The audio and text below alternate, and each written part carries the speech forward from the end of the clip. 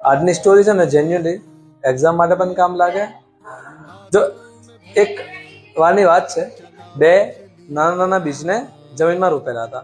બંને પાસે એ ટાઈમ પર ઇક્વલ ઓપોર્ચ્યુનિટી હતી કે ભાઈ બંને ગ્રો કરી શકે.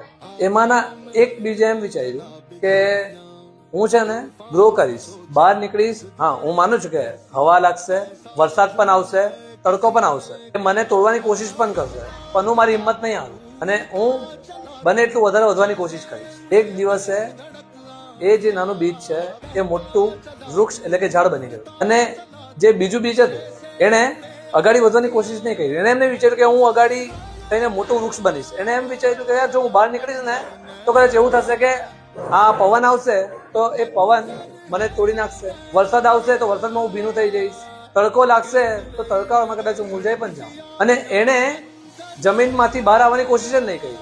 એક ટાઈમ થોડો ગયો અને એ જે બીજ છે છેલ્લે જમીનમાં મળીને જ એ મરી ગયું. એટલે કે એ આગળ ગ્રો નહીં થઈ શક્યું, છેલ્લે જમીનમાં દટાઈ ગયું.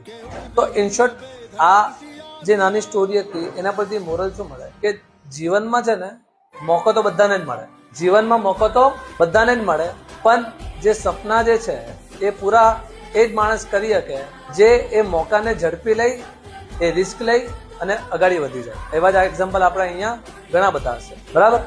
તો આના પરથી આપણે શું ખબર પડે કે આપણે પણ એક્ઝામમાં હમણાં આપણી પાસે તક છે 12મા ધોરણમાં સારી માર્ક્સ લાવવાની, તો એ તક પણ જીવનમાં એક જ વાર મળે. તો આપણે શું કરવું જોઈએ? તકને ઝડપી લેવી જોઈએ અને પૂરેપૂરી મહેનત કરવી જોઈએ આ 3 મહિના, તો જ એક્ઝામમાં ફૂલ માર્ક્સ આવે અને આપણા ઘરવાળાનું નામ રોશન થાય. હવે તાલી પાડી.